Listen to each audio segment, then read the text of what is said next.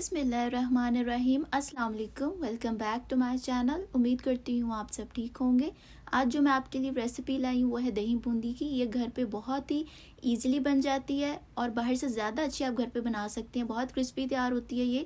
तो आप इसको घर पे एक दफ़ा ट्राई करके देखें मेरी रेसिपी से। तो चलें हम अपनी रेसिपी को स्टार्ट करते हैं। सबसे पहले मैंने यहाँ पर 1 कप बेसन लिया है।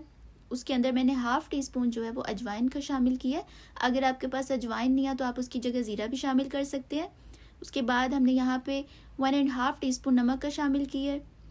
नमक आप कम ज़्यादा कर सकते हैं। अगर आप बेसन को ज़्यादा लेंगे तो थोड़ा नमक फिर उस हिसाब से ज़्यादा जाएगा। उसके बाद हमने इसको मिक्स करके थोड़ा थोड़ा पानी ऐड करके इसके बैटर को अच्छे से मिक्स कर लेना है। बीटर की हेल्प से हमने इसको मिक्स करना है और एक ही साइड पे आपने मिक्स करना है। अगर आप राइट घुमा रहे हैं तो आप उसी साइड को मिक्स करेंगे।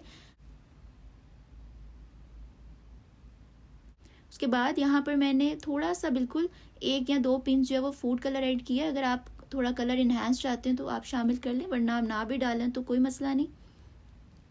इस तरह से इसकी बहुत ही थिक कंसिस्टेंसी भी ना हो और ना बहुत पतली हो, इस तरह से मीडियम सी कंसिस्टेंसी रखनी है हमने। और फिर इसको 15 से 20 मिनट के लिए कवर करके रख देना है। यहाँ पे मैंने एक पैन में ऑयल लिया था। हमने इसको थोड़ा डीप फ्राई करना, ऑयल ज़्यादा जाएगा और ऑयल को पहले से गर्म रखना है। और इस तरह से जो है ना वो एक आपने सुराख वाला चमचा लेना है। उसके ऊपर आपने इस तरह से बैटर डाल के ना चम्मच की हेल्प से इसको इस तरह से बूंदियों को डालते जाना है। वो नीचे इस तरह से इस शेप में आती जाएंगी। जब आप बूंदी को डाल लेंगे तो आप अपनी आंच को स्लो कर देंगे। आपने फिर इसको लो आंच के ऊपर पकाना है। ज़्यादा अगर आप फुल तेज़ रखेंगे तो उससे वो जल जाएगी और वो अंदर से वो इतनी ज़्यादा क्रिस्पी भी नहीं बनेगी। फिर आपने बिल्कुल स्लो आंच के ऊपर इसको पकाना है ताकि अंदर तक क्रिस्पी हो।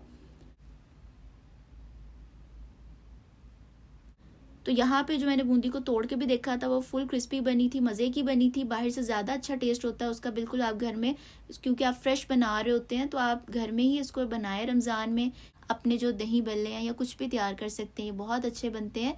तो आप एक दफ़ा इसको घर मेरी रेसिपी को ज़रूर ट्राई करें। अगर आपको मेरी रेसिपी अच्छी लगे तो आप मेरे चैनल को लाइक, सब्सक्राइब और शेयर करें। Thanks for watching the video. अल्लाह हाफिज़।